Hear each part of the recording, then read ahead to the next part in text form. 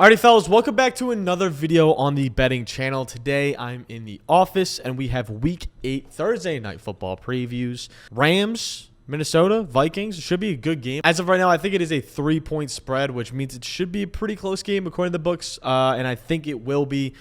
So far, I have 3 plays for you guys if you want to keep up, and if I have any more plays coming out, it will be on Twitter.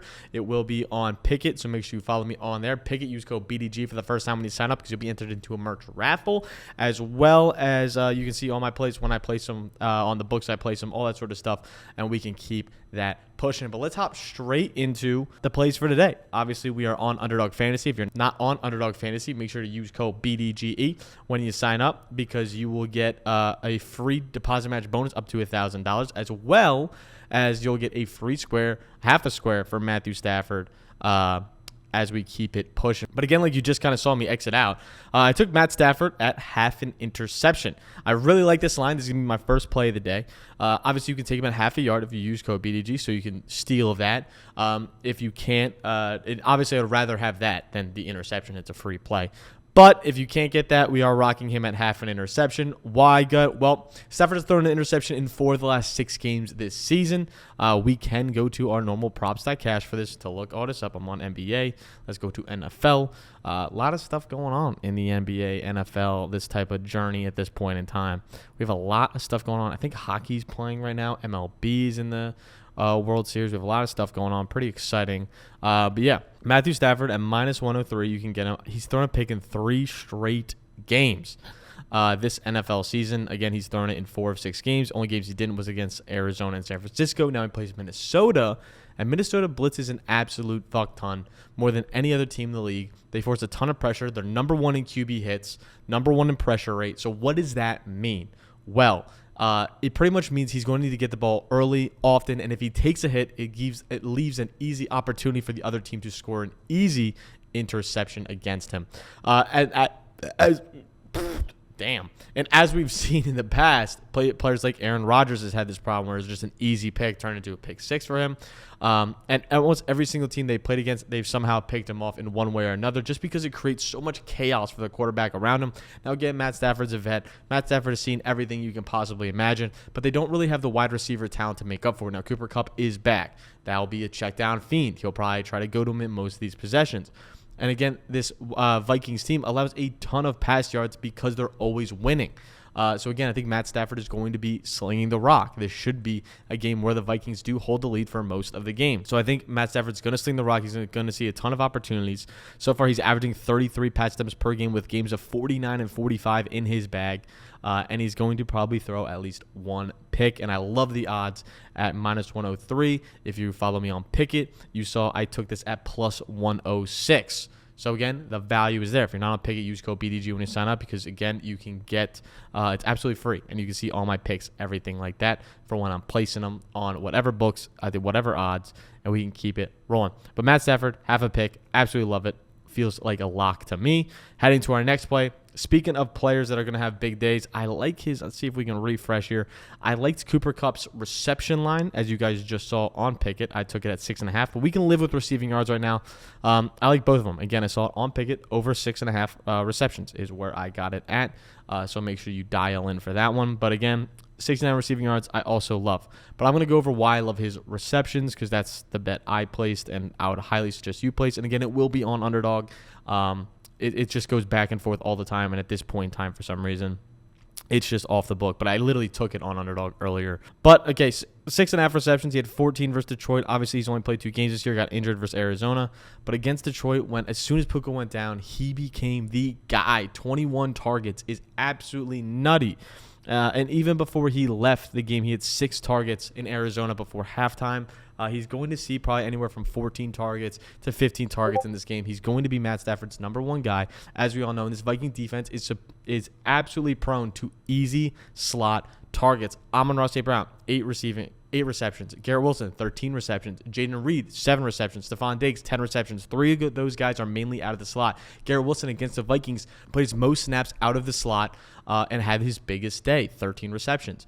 So again, out of the slot, which is Cooper Kupp's main place to be, he's going to get absolutely fed versus team because they blitz so much, which again forces those quick, hot reads right away. And again, if you don't know what a hot read is, it's when the quarterback pretty much drops back. He sees there's going to be pressure coming off the line of scrimmage. He immediately looks to his hot guy, who should know if there's pressure. Hey, this linebacker comes up. That means I have to sit right behind where the linebacker just vacated, and it's a hot read, quick throw, quick dot. Cooper Kupp has been doing this for feels like a century at this point. Him and Matt Stafford are going to be on the same page. Should lead for easy receptions here as well. And again, the Vikings allow for the second most targets to opposing wide receivers this season. Should be a heavy pass script. I'm also going to sprinkle 10 receptions for Cooper Kupp at plus 350. I think that's great value. I think you can absolutely see a moon play with that at 350. I think that's an absolute steal. I'm going to put a full unit on that as well because I absolutely love that play. But for my last play, we'll get to my third and final play, which I feel fantastic about, is Aaron Jones over 68.5 rushing yards. If you follow me on Pickett, you got it 67.5 rushing yards. So it's a big dub. Also, people always ask what this is. It's props.cash. If you don't know by now, props.cash is a site where you can get like all these sort of numbers, graphs, all that sort of stuff. For the $25, I think it is a month, or $20 it is a month, you can use code GUT25 and you get 25% off your first month as well. We're not sponsored here at BDG, but I'm sponsored individually, so quick shout out for that. Aaron Jones, 68.5 rushing yards, feels absolutely insane. You look at the graph. He wasn't even healthy for the Jets. This was in the first quarter of the Jets game. If he has a whole game, he easily smashes over this line. So in 5 healthy games, can we adjust the snap percentage? Yeah, we can. So if he sees 50% of snaps, which for him is about a full game, he crushes this line. He's hit it in, 4 of the 5 games he's played this season, averaging 82.8 yards per game. And again, you don't even need me to really over-explain this. You see the numbers right in front of you. This LA defense allows the most rushing yards per game, 157.6 rushing yards per game. They allow the 4th most rushing attempts at 32 rushing attempts per game. They allow the 7th most rushing touchdowns per game. They are allowed to run on the ground versus everybody. You look at running backs versus LA in the past. Alexander Madison, 92 rushing yards. Josh Jacobs, 73 rushing yards. DeAndre Swift, 93 rushing yards. James Conner, 122 rushing yards. David Montgomery, 91 rushing yards. Almost every single player rushes for big games versus this team. And I think it's going to continue this week with Aaron Jones, how well he's been running ball, the scheme of just around him that, again, he just rushed for 93 yards on the best defense, rushing defense in football, which is Detroit, who really hasn't gotten gashed by anyone. Aaron Jones did it, had some big plays, big runs. I think he hit a 34-yard rushing touchdown. I think he can do something similar against the Rams defense that has been susceptible to big rushing plays. This should be an easy lock. I'm not going to over-explain this with, obviously I could go over, he rushes one of the best versus light boxes this year, and the Rams run a ton of light box. Yeah, sure, I can give you all those numbers, but in instances like this, where the numbers are just so clear, and you're like, oh, God, they're trying to bait you. No, they just have to set a reasonable line. If they put Aaron Jones at 82.5 yards, that wouldn't be a reasonable line.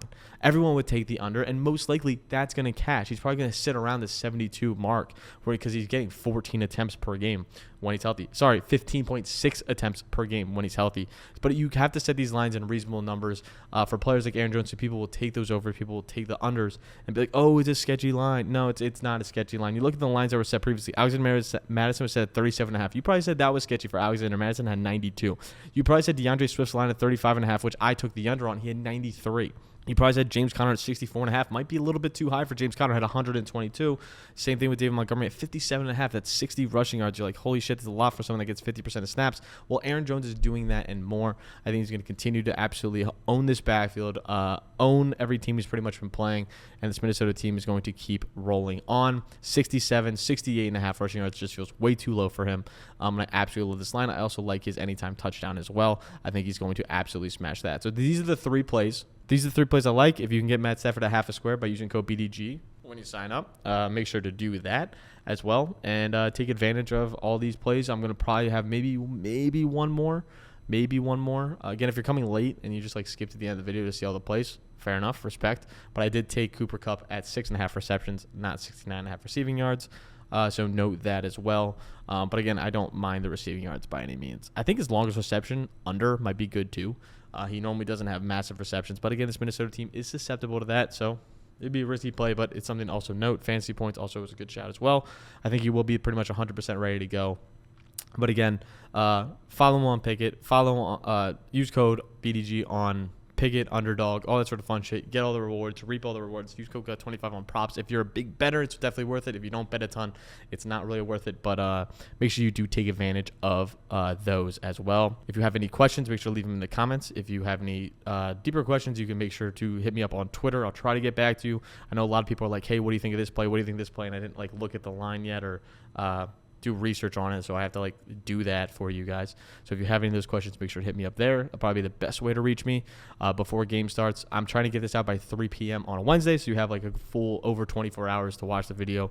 See what you guys like, see what you guys don't like. But yeah, love all these plays, and I'm going to stop yapping now. I've talked for long enough. I'll catch you guys next time. Peace.